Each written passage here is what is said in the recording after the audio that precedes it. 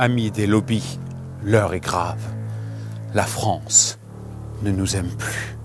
Les gens ne nous croient pas quand on leur dit qu'on aime la nature. Et pourtant, c'est bien vrai. Marcher dans l'aube, ne faire qu'un avec la forêt, guetter l'animal, le voir surgir, si majestueux, et enfin, le prélever. Non, nous ne tuons pas les animaux, nous les prélevons. Nous aimons les animaux. Et aussi les armes.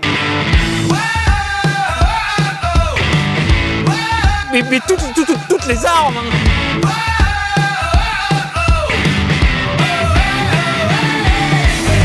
Et la chasse, c'est un sacré business.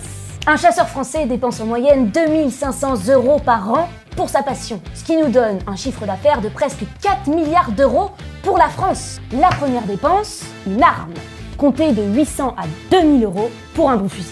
Sais-tu que Thierry Post, le lobbyiste de la chasse, est aussi le représentant en France de plusieurs marchands d'armes? Il a travaillé d'arrache-pied pour le comité du MTEL, qui défend les utilisateurs d'armes à feu. Il tutoie même quelques dictateurs, et aussi... Dans le budget du chasseur, il y a aussi les munitions. Un chasseur tire en moyenne 130 cartouches par saison. Et comme il y a chez nous plus d'1 million de chasseurs actifs, ça nous donne plus de 140 millions de cartouches tirées en France, soit presque 6000 tonnes de plomb déversées chaque année dans la nature.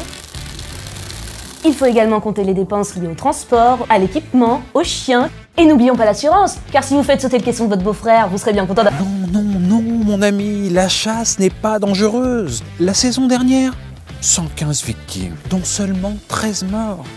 Qu'est-ce que c'est 13 morts aujourd'hui? Il faut en finir avec cette image du chasseur excité de la gâchette.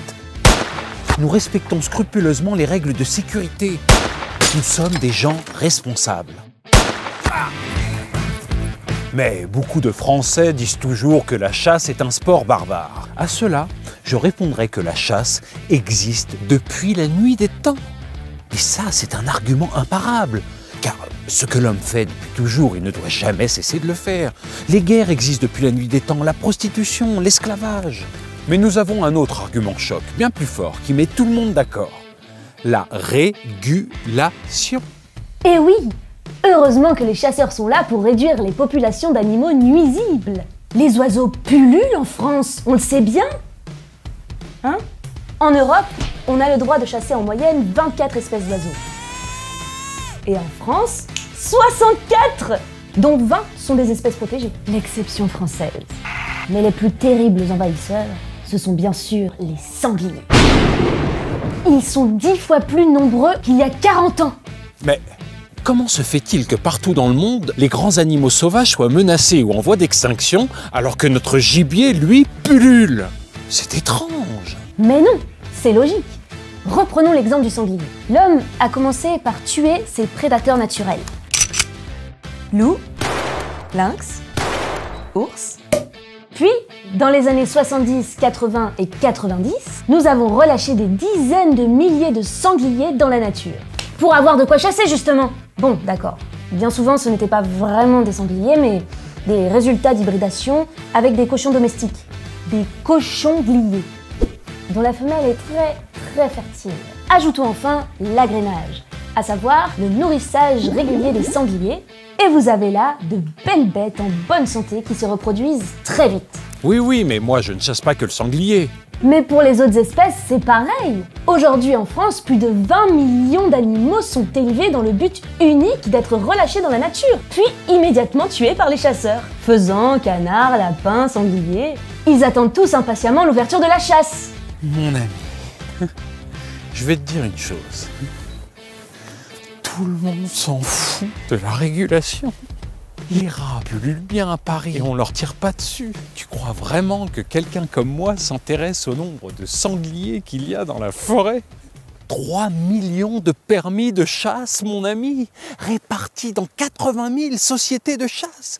C'est 5 fois plus que les clubs de foot. 80 000, alors qu'il n'y a que 35 000 communes en France.